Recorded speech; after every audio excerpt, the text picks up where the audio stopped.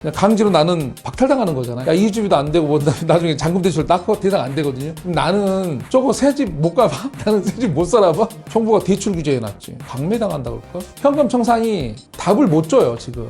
알잖아 나이 들면. 현금 녹는 속도는 빛보다 빨라요. 힘들어도 물건도 갖고 있어요. 대표님 자꾸 제 지인들 고민만 이렇게 제가 너무 많이 오늘은 겪어서. 시리즈로 갑시다. 네네네. 그렇게. 제 장윤 지인 시리즈 네. 더 많이 이제 들어올 것 같은데 일단은 이건 좀 제가 너무 안타까운 지인이라서 대표님한테 꼭 여쭤보고 싶은 게 제 지인의 아버님이에요. 지금 연세가 이제 70대 중반 정도 되시는데 재건축 물건을 하나 가지고 계시는 거예요. 근데 이게 나중에 추가 분담금 문제 때문에 너무 고민을 하시는 거예요. 왜냐하면 지금 소득도 없으시고요. 모아둔 여유 자금도 없고 그리고 앞으로 또 일을 하실 계획도 없기 때문에 추가 분담금 때문에 이거를 어떻게 해야 되나 팔아야 돼 지금이라도 뭐 현금 청산을 받아야 되는 건지 뭐 어떻게 해야 되는 건지 답이 없다고 하시는 거예요. 그래서 너무 이게 좀 안타깝잖아요. 요즘에 사실은 많아요. 왜냐면 이제 현금 청산이 이렇게 좀 사업 시기가 빠른 거는 뭐 이렇게 파느냐 아니면 쭉 가는 이런 고민을 하시고 네. 중간대 고민은 어디서부터 하자면 원래가 이제 이게 재건축은 서울은 조합이 결성되면 그 후로 전매제한이 걸리고 못 팔아요. 이게 네. 그러니까 그 단계 됐는데 이제 그 단계부터 뭐 고민을 하냐면 내가 쭉 가느냐 아니면 그냥 그래서 쉽게 말로 내가 조합원에서 아파트 신청을 하느냐 네. 호수로 아니면 현금 청산 당하느냐. 근데 현금 이걸 청산도 고민하거든요. 사실 너무 예, 현금 청산이 보통 이제 뭐 잘 아시다시피 감정가 기준에서 나오는데 네. 사업 이익을 고려하지 않고 나오기 때문에 그러니까요. 그냥 말씀드리면 마음에 안 들어요. 마음에 안 들어서 맞아요. 사실은 그것 때문에 정말 그 고민이 많은 게 특히나 이제 이 연배가 있으시면 그러니까요. 정부가 이렇게 이중 삼중으로 해놓은 규제가 있어요. 예를 들면 이런 추가 분담 뭐 얘기하기 전에 이주비 때문에 말도 많아요. 우리가 먼저 이주 나와야 되잖아요, 사시면. 근데 밖에는 전세가 그렇게 많이 올랐는데 또는 세입자를 내보내야 될 때 그 돈을 보태줘야 되잖아요. 네. 근데 문제가 뭐냐면 이게 우리 정부가 이제 LTV라고 여러 가지 대출 규제를 해놓은 게 있어서 과거에 뭐 한 60% 나왔다 감정가. 그나마 감정가도 높지 않지만 지금 이거 한 40%까지 규제를 그러니까 이주비부터가 문제가 생겼어요. 그러니까 야, 이거부터 어떻게 해야 돼 돈을? 그러니까 거기서부터 탁 막히는 거예요.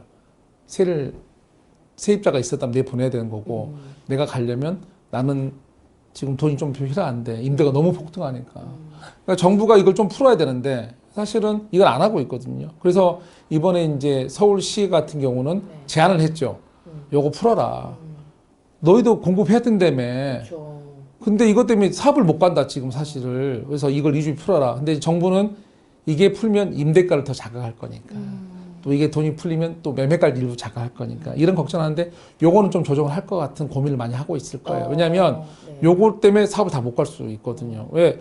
우리가 보통 말하는 정부에서 말하는 그 투기자 아닌 분들, 원주민들이 다 아까 말씀하시는 나이 들고 쭉 오래 갖고 있고 이런 거잖아요. 물론 예외 조항이 있긴 있어요. 뭐 10년 이상 갖고 있으면 좀 팔게 해주고 이런 건 있긴 있지만 어떻게 보면 쫓아내는 거잖아요.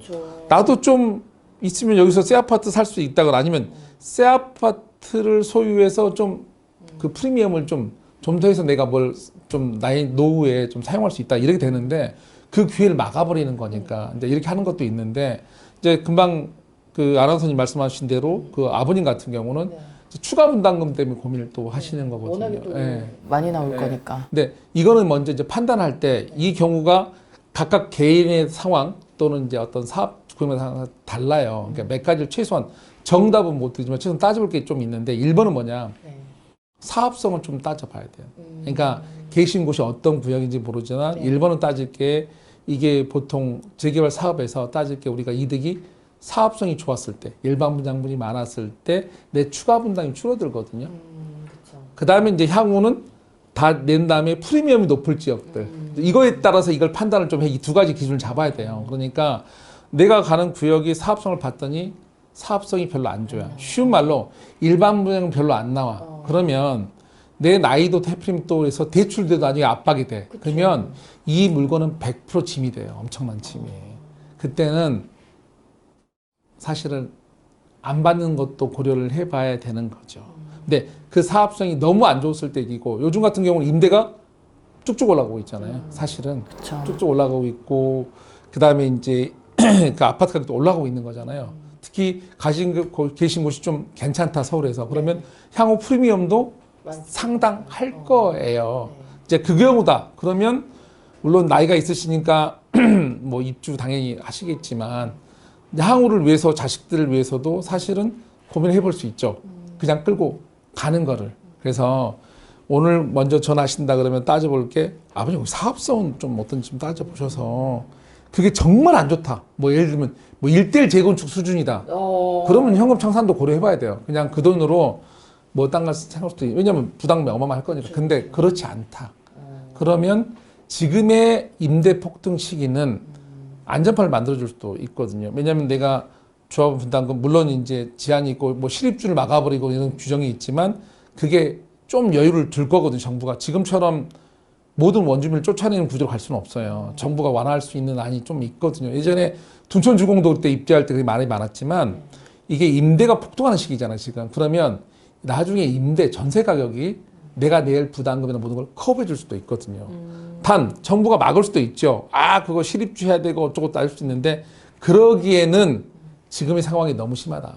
그래서 지금은 제가 뭐 이렇게 횡설수설한 것 같은 느낌인데 최악만 아니면 그대로 가셔라 라고 말하고 싶어요. 왜냐하면 임대가가 너무 폭등하니까 이 임대 가격이 보증을 해줄 수 있어요. 나중에 추가 분담 커버를. 근데 아까 최악이란 말은 근데 이 선이 있잖아요. 이게 뭐 말대로 사업성이 너무 안 좋아서 일대일 재건축처럼 돈을 다 내야 된다. 그러면 그건 아닌데 그게 아니라면 지금의 임대가 상승률은 많은 거를 보호막을 해줄 거거든요. 전세 넣어서 전세하면 되잖아요. 근데 정부가 규정대로 해서 그것도 막는다. 그럼 다 죽으란 거니까. 근데 그런 일은 제가 보기에는 변경이 될 거예요. 이제 변경이 완화될 수밖에 안 그러면 원주민 다 죽거든요. 진짜 특히 갈 데도 없잖아요. 투기자도 아니고 그렇게 오랫동안 갖고 나이 든 분들은 나 대출 규정도 안 나오거든요. 왜냐하면 그분은 잔금 대출할 때 나중에도 입주하고 싶어. 돈 없을 거 아니에요. 근데 나이 들었잖아요. 대출 안 나와요. 왜? 나 소득도 없고 지금 나이 들었기 때문에. 뭐 이분은 뺏겨야 돼요? 전세도 못 놓게 하면 실입주만 가능하다면 뺏겨야 되는 거잖아. 말이 안 되는 거거든. 그래서 이런 분이 갈수록 너무 많아요. 그래서 그거는 좀 여기서 뭔 숨통을 반드시 트이게 할 것이다 라고 말해서 제가 보기에는 최악만 아니면 가져가셔라. 지금 뭐 정부의 정책이 뭐 지금 요즘에 세금 이슈로 어떻게 하겠다 또 압박하고 계시지만 고민하는 게 보이잖아요. 지금 고민 보이는 이유는 이게 공급에 너무 영향을 많이 주니까 그리고 나중에 이게 너무 심하면 지금 사업 가는 것들도 다 막는 거거든요.